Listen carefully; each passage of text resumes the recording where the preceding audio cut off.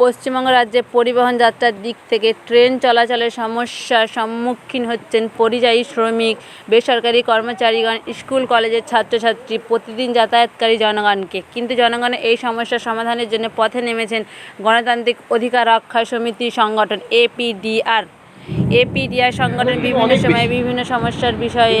এখানে ধরুন এত ট্রেন ছিল, এত ট্রেন যেখানে প্যাসেঞ্জারের চাপটা হতো না, কিন্তু এই ক্যান্সেলেশন হয়ে এখন আস্তে আস্তে সমাধান হবে। না ওপরা যে কর্তৃপক্ষ তারা কি ভালো গাড়ি কিভাবে রাইডিং সিনিয়র ডিও ওএমএর সঙ্গে মিটিং এ বসেছিল প্যাসেঞ্জার অ্যাসোসিয়েশন বা আরো অন্যান্য কর্তৃপক্ষরা। অজয়দলু হচ্ছে প্যাসেঞ্জার অ্যাসোসিয়েশন, বাগনানে ওদের অফিস আছে, বাগনান অফিসে ওটা নিয়ে বসেছিল। ওরা বললো যে একটু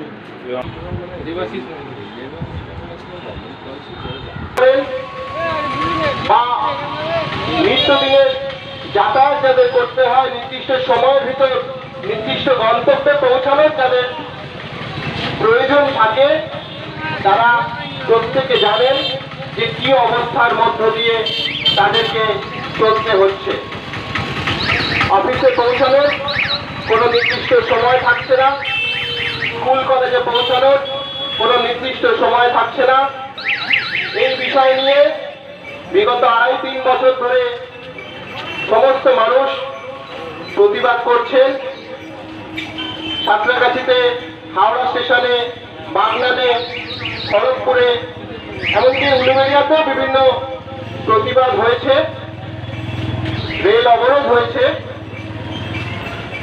সেই বিষয়টাকে ধরে এখন বর্তমানে যেহেতু আপনারা জানেন যে সাঁতরাগাছি আন্দোলনের মাঝে লাইন সংস্কারের একটা কাজ চলছে, তার পরিপ্রেক্ষিতে দাঁড়িয়ে আমরা আজ অফিস টাইমে, অর্থাৎ সকালবেলা ধরুন 9টা থেকে 10:30 বা 11টা অবধি, বা এই বিকেলবেলা যখন মানুষ বাড়ি ফেরেন, সেই সময়টাতে দেখবেন যে দীর্ঘক্ষণ যাত্রীবাহী ট্রেন, লোকাল ট্রেনকে দাঁড় করিয়ে রেখে মালগাড়ি পাস করানো হচ্ছে।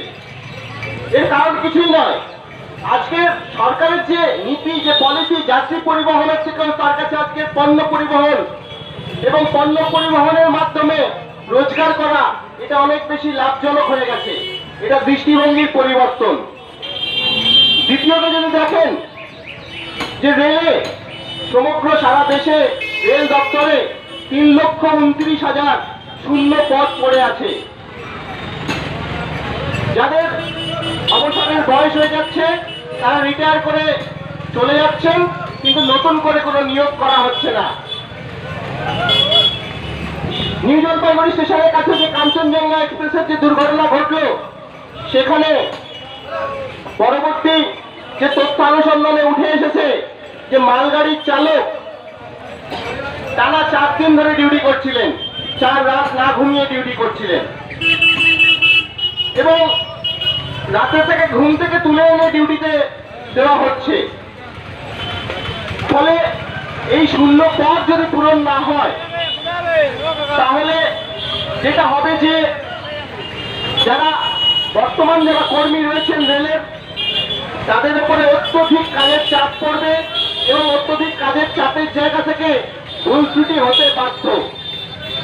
আর সেই ভুল ত্রুটির মাসুল একদিকে যেমন সেই রেল কর্মীরা শুনছেন। আপনারা জানেন যে উড়িষ্যার বালাসোরে যে দুর্ঘটনা হয়েছিল, তাতেও মালগাড়ির চালক গার্ড মারা গেছিলেন। কাঞ্চনজঙ্ঘা এক্সপ্রেসের সাথে যে মালগাড়ির যে সংঘর্ষ, সেখানেও মালগাড়ির চালক মারা গেছিলেন। সাথে সাথে সাধারণ যাত্রীরা যারা জীবিকার সন্ধানে হোক বা অন্য কোনো কাজে যারা দূর দূরান্তে পাচ্ছেন, ট্রেন লেট কত বড় একটা বিড়ম্বনা, কত বড় অস্বস্তিকর, কত বড় বিরক্তিকর, এবং মানে যাকে বলা যাচ্ছে এই মুহূর্তে একটা সরকারি সংস্থার যে ঘৃণ্যকর পরিষেবা, তার জায়গায় এসে পৌঁছেছে রেল। সেই নিয়মিত রেল পরিষেবার জন্য, নিয়মিত ট্রেন চলাচলের জন্য এপিডিআর উলুবেড়িয়া শাখার পক্ষ থেকে আজকে আমরা এখানে সমবেত হয়েছি। প্রথমে আমরা ডেপুটেশন দিয়েছি, যেটা পৌঁছাবে ডিআরএম এখানকার খড়গপুর অফিসে, এবং সেখানে বেশ কয়েক দফা রয়েছে। সবটাই কিন্তু যাত্রী পরিষেবা। এই কর্মসূচিটা কি, আর আপনারা কারা, আর কি বা বলতে চেয়েছিলেন? গণতান্ত্রিক অধিকার রক্ষা সমিতি অর্থাৎ এপিডিআর এটা আমাদের উলবেড়িয়া সরকার। আমরা যেটা চেয়েছিলাম যে কিছু একটা মানে বিষয়ের উপর রেলের কাছে ডেপুটেশন কর্মসূচি গ্রহণ করেছিল। তার মধ্যে প্রথম যেটা ছিল এই যে বর্তমানে রেলের যে অব্যবস্থা, অর্থাৎ রেলের যে ট্রেন চলাচলে এই কোনো সময়ের কোনো সীমা নেই। প্রতিটা ট্রেন 1 থেকে 1.5 ঘন্টা বা তার থেকে বেশি লেট করছে, normally local train, express train তো লেট করছে। সেই বিষয়ে একটা আমাদের ডেপুটেশন ছিল। দ্বিতীয় আরেকটা যেটা বড় ব্যাপার ছিল, এই যে রেল বিমান যে বিভিন্ন সংস্থাগুলো প্রাইভেটাইজেশন হয়ে যাচ্ছে, অর্থাৎ বেসরকারীকরণ হয়ে যাচ্ছে।